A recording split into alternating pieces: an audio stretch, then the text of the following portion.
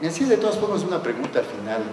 ¿Será esto que ha devenido de todas formas, porque hay una constante queja de que se han creado nuevos guetos, que ahora se han visibilizado a muchos grupos LGBTI, que ha habido recursos económicos inclusive que esos grupos LGBTI han manejado, pero que de alguna manera se han ido guetificando y que hay unas luchas intra-LGBTI que han mermado la capacidad de acción en un frente común, en un frente colectivo, digamos, único, por los derechos. Esa es la pregunta que yo hacía. ¿Ha devenido esto en un proceso que genera nuevas exclusiones y de pronto en algunos casos inclusive profundiza las antiguas? En algunos casos puede reafirmar inclusive algunas ideas conservadoras de que ahí está, los unos discriminan a los otros, ellos mismos se están discriminando entre sí, que no es algo nuevo, ¿no? Cuando uno analiza, por ejemplo, las lógicas que sigue el racismo en países como el nuestro, uno se da cuenta que efectivamente sucede eso. Es lo mejor que puede pasar para un racista mestizo, es encontrar algún signo de discriminación intrarracial, por ejemplo, entre comunidades afro o entre comunidades indígenas, porque eso le vuelve a legitimar y a revalorizar su propia mentalidad discriminadora y racista respecto al otro grupo en general. Me hacía otras preguntas adicionalmente. ¿Cómo es posible que se pueda pensar en una gesta de sublevación, digamos, de los ahora condenados por el sistema del orden de las sexualidades? Una gesta no solo de sublevación, sino de descolonización completa, quizá en este nuevo momento donde existen marcos normativos más amigables, llamémoslo así, más abiertos, hay mayores derechos, pero al mismo tiempo existe mucha ambigüedad en la cobertura mediática. Me preguntaban antes de esta sesión, justamente mi compañero de panel, ¿cuál es la visión que yo tengo respecto a los medios de comunicación? ¿Qué representaciones tienen los medios de comunicación aquí en Ecuador respecto a las comunidades y a los colectivos LGBT? Yo decía, es una pregunta complejísima, es una pregunta complejísima que requiere tener investigaciones a mano para poder responder, investigaciones que todavía no se han hecho inclusive. Coexisten, decía yo, dos tipos de representaciones sobre los colectivos LGBT en los medios. Representaciones más abiertas, digamos, más flexibles, más tolerantes inclusive. Me hablaban el otro día de un programa de charla femenina, 4 mujeres que se presentan en Ecuavisa hablando a las 6 de la tarde en una hora de televisión familiar. Esto me decía mi madre el otro día, quejándose amargamente de estas 4 señoras que se pasan conversando durante una hora entera de temas bastante picantes, me decía, absolutamente con una grosería desmedida. Entonces yo le preguntaba, ¿qué temas tratan?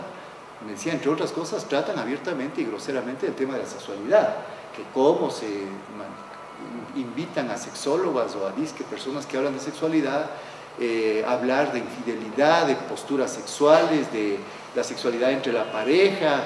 Entonces, claro, mi madre me decía, bueno, estas son cosas íntimas que no deberían ser en un programa a esa hora, sobre todo que pueden ver niños, etc. Entonces yo digo, hay este tipo de puertas que se abren en los medios, pero siguen existiendo sobre todo representaciones bien tradicionales, ya estudiadas en otros lados. Es decir, los medios de la prensa roja, por ejemplo, de la crónica roja, siguen utilizando, siguen representando a los cuerpos como cuerpos decapitados, destrozados, muertos, etcétera, etcétera, o a cuerpos de mujeres fundamentalmente como objeto de deseo sexual. Y cuando hablan de travestis, y cuando hablan de transgéneros, y cuando hablan de gays, y cuando hablan de mujeres lesbianas, están siempre planteando ideas estereotípicas que las acercan mucho más a la criminalización que inclusive a formas nuevas y renovadas de vida o a estilos de vida legítimos. Entonces me parece que resulta tremendamente difícil analizar precisamente y más a nivel panorámico cómo se están haciendo las coberturas, qué tipo de imágenes y representaciones hay. Yo pasaría unas dos, digamos, creo que hay dos temas fundamentales que hay que distinguir y creo que repensar para reposicionarlos políticamente en la lucha. El uno es el tema de la sexualidad y el otro es el tema de la corporalidad. Yo les decía que América Latina tiene la tendencia a veces a replicar o imitar patrones de pensamiento importados, es decir, a trabajar desde la colonialidad del saber también. Y creo que esto, respecto a estos dos objetos, la sexualidad y la corporalidad, creo que se ha dado en buena medida en América Latina. Yo mismo quizá he sido uno de los primeros, he dirigido un par de tesis donde el marco teórico que se ha aplicado para entender las prácticas sexuales de determinados grupos investigados ha sido la teoría queer. Yo mismo he dirigido tesis que ha aplicado ese marco comprensivo, que es un marco fundamentalmente de corte, yo diría, anglosajón, para llamarle de alguna manera, que quizá se compadece más con realidades contextuales que se viven en otros lugares. Yo no estoy demeritando como tal a la teoría queer. Yo lo que estoy diciendo es que he visto muchos menos, porque me ha tocado revisar y he trabajado en el tema académicamente, he visto que se ha prestado, por ejemplo, en este sentido una atención mínima, casi nula, a lo que son propuestas de comprensión mucho más localizadas, mucho más propias de América Latina. Por ejemplo, esta idea no sé, Pedro Lemebel, el chileno, que ha planteado toda una visión de las mariconas, la mariconería como una forma de autoidentificación y de comprensión de ciertas problemáticas. Yo creo que se asemeja bastante poco cuando uno lo va analizando las vinculaciones que tienen estas maneras de autorrepresentación y de autocomprensión que se proponen, las vinculaciones que tienen con lo marginal, con lo periférico, etcétera, que son partes constitutivas de la realidad latinoamericana, con nuestras propias luchas. Pero en cambio no existe todavía construido, yo diría, un marco sólido de reflexión teórica que legitime y entre a competir, diría yo, en igualdad de condiciones con las teorías provenientes de Europa, del mundo anglosajón fundamentalmente respecto a la sexualidad. El cuerpo ha sido objeto mucho más de atención desde lo estético, desde la dimensión estética, desde lo artístico, etcétera, antes que desde lo teórico en América Latina, aunque lleva un poco, diría yo, un grado mayor de avance que la teorización sobre las sexualidades. Entonces yo creo que esto es un obstáculo que hay que superar, diría yo, para poder orientar, porque yo creo que ninguna lucha política se da simplemente de manera voluntarista. Creo que las luchas políticas que se han dado únicamente de manera voluntarista son luchas fracasadas o luchas insuficientes, luchas parciales, con logros parciales.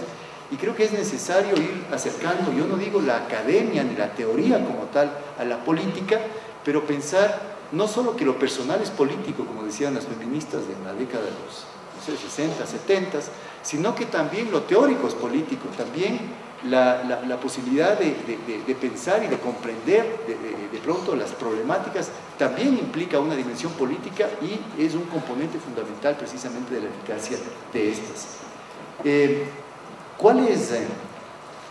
Podríamos pasar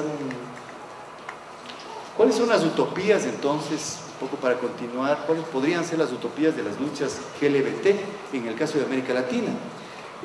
Planteo ahí dos citas, recojo una de Foucault y otra de Beatriz Preciado, a contrastar quizá dos pensamientos, el uno más europeizante, más clásico obviamente, una matriz epistémica más poderosa y la otra más emergente. Foucault dice, debemos pensar que quizá un día en otra economía de los cuerpos y los placeres ya no se comprenderá cómo las astucias de la sexualidad y el poder que sostienen sus dispositivos lograron someternos a esta austera monarquía del sexo, hasta el punto de destinarnos a la tarea indefinida de forzar su secreto y arrancar a esa sombra las confesiones más verdaderas.